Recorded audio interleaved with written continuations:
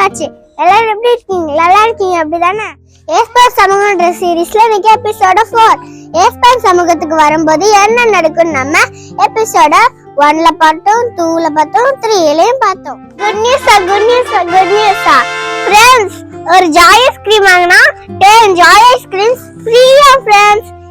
என்ன ஒரு ஹாப்பியான நியூஸ். இருங்க, நான் ஃப்ரெண்ட்ஸுக்கு போய் சொல்லிட்டு வரேன். ஹலோ கேட்டி, ஒரு ஜாய் ஐஸ்கிரீம் வாங்கினா 10 ஜாய் ஐஸ்கிரீம்ஸ் ஃப்ரீயா. இந்த மாதிரி தான் பைபிள்ல ஒரு சின்ன பொண்ணு இருந்தா. அவளுக்கு தெரிஞ்ச குட் நியூஸ மத்தவங்களுக்கு ஷேர் பண்ண ஃப்ரெண்ட்ஸ். பைபிள்ல நாகமான்னு ஒரு அங்கிள் இருந்தாங்க. அவங்களுக்கு லெப்ரசின்னு ஒரு டிசீஸ் இருந்துச்சு. இந்த சின்ன பொண்ணு அவங்க வீட்டுல ஸ்லேவா பிறந்த ஃப்ரெண்ட்ஸ். அந்த பொண்ணுக்கு அந்த அங்கிளுக்கு இருக்க டிசீஸ பத்தி தெரிஞ்சிச்சு ஃப்ரெண்ட்ஸ். அங்கிள் கிட்ட போய் அங்கிள் நீங்க எங்க ஊர்ல இருக்க தீர்க்கதரிசிட்ட போனீங்கன்னா நீங்க சுகமாவீங்கன்னு சொல்லி அந்த பொண்ணு அந்த அங்கிள்கிட்ட சொன்னா ஃப்ரெண்ட்ஸ். நம்ம இந்த வீட்ல ஸ்லேவா தானே இருக்கோம், நம்ம எதுக்கு உங்களுக்கு ஹெல்ப் பண்ணணும் யோசிக்கல ஃப்ரெண்ட்ஸ்.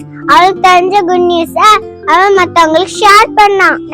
நமக்கு தெரிஞ்ச குட் நியூஸ நம்ம எத்தனை பேருக்கு ஷேர் பண்ணிருக்கோம் ஃப்ரெண்ட்ஸ். நம்மளும் ஏஸ்பா பத்தி மத்தவங்கள்ட்ட சொல்லணும் ஃப்ரெண்ட்ஸ். அந்த பொண்ணு மட்டும் அவங்க ஊர்ல இருக்க தீர்க்கதரிசிய பத்தி சொல்லலனா அந்த நாமனுக்கு எப்படி சுகம் கிடைச்சிருக்கும். நம்மளும் ஏஸ்பா பத்தி மத்தவங்க சொல்லலனா மத்தவங்களுக்கு எப்படி ஏஸ்பா பத்தி தெரியும்.